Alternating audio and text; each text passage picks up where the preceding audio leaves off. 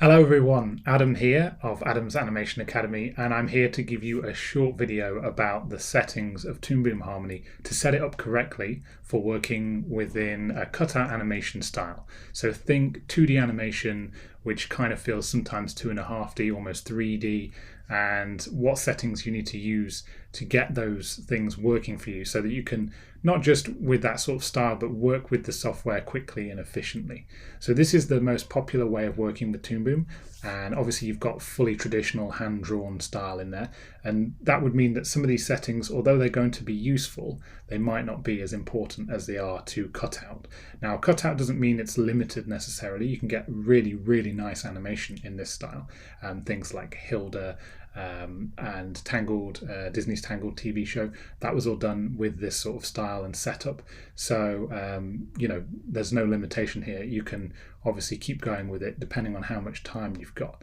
It's just the settings to allow us to work with the shapes and the pegs. So keyframe animation, and then the drawings themselves and which drawings we are showing. And that's really the main distinction. So how do we set it up correctly? Well, we go to, on a PC, you'll be going to edit preferences. On a Mac, which is what I'm on, I'm going to where it says Harmony Premium and then preferences.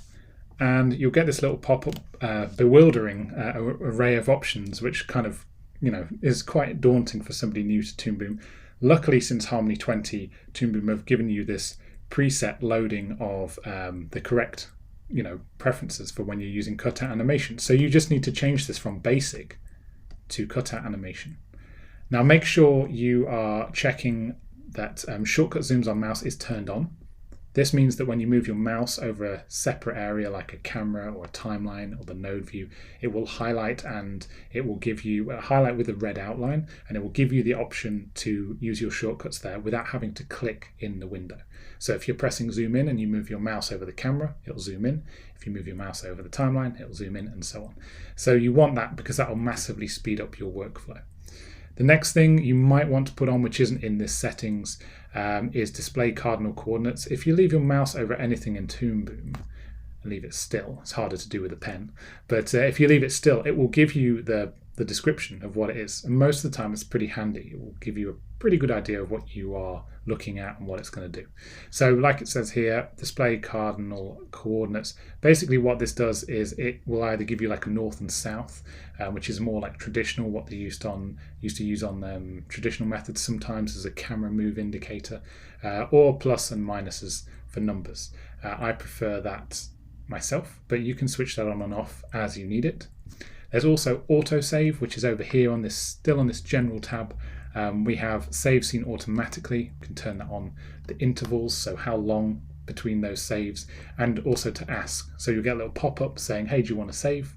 Just be careful with the pop-up, because sometimes when you're animating and you're working away and doing things, or maybe you are pressing things on the keyboard or you're typing, if you get a pop-up, if you're not looking at the screen and you're doing something with shortcuts or whatever, it will just stop that shortcut thing. So you might, it kind of gets annoying a little bit sometimes, but it is also useful if you are learning the software or practicing with animation and you are not sure what you're going to do and whether it's going to be something you want to save.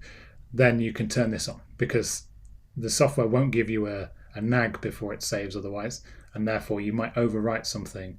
And there's only so many levels of undo, so you've got to be careful about that. So that's when that can be useful. Personally, I have these off because I like to work like the Wild West, and I've actually developed a very good, like almost Control S, Command S like Twitch. So it's probably a bad thing, but I save so much anyway now. I don't really need those on. And that's it really. You can have a look through all these other options. There may be a few things you want to play with. If you are having problems with your performance, the OpenGL tab is something to play with. You've got lots of settings in here that you have to adjust on your system's basis. So I'm not going to get into that. It's really technical, and I could give one answer and it probably wouldn't work for other people. But have a look through these things. that's the preferences. So when you click OK, it's all saved and it's good to go. Now, there are some other things that I'm going to talk about in another video about animation tools, which is the specific setting that separates animation from the peg layer, which is this one here I'm clicking on, which is this green box in the node view, versus the drawing layer itself. So if we have a drawing substitution popped in there, we get a little line like this. That line is saying there's a new drawing here. Well, there's a different drawing keyed out. So it's like showing a different drawing in a folder to the camera and taking a picture and putting basically a line on a sheet, an X sheet for that. Whereas keyframes are generally when you move things around, it keyframes automatically and gives you a little dot on the timeline. If anybody is wondering, why have you got yellow dots on your timeline? That's just because I changed the colors of the keys. And if you want to change those, seeing as we're talking about settings, I'm going to go Harmony Premium Preferences, and then I'm going to go to Edit Colors, and then X Sheet and Timeline, and it's this one here, Stop Motion Keyframe. If you change that, you will be able to change the color of your keys as well, because the dark style sheet, I find the maroony red is a little bit like too close tonally. Just jumping back into that as well. If you do change your preferences and you want to save them, you've now got options to save them and also load in. So you can take them from computer to computer and work in your most optimum way of animating in Toon Boom. So that's for when you're used to the software a bit more. I find it's quite a useful way of working. It's having your little file that you take around and set yourself up so you don't have to spend time redoing shortcuts and so on. I hope that's been useful. They are the main settings that you need to change to get started in cutout animation style in Toon Boom Harmony.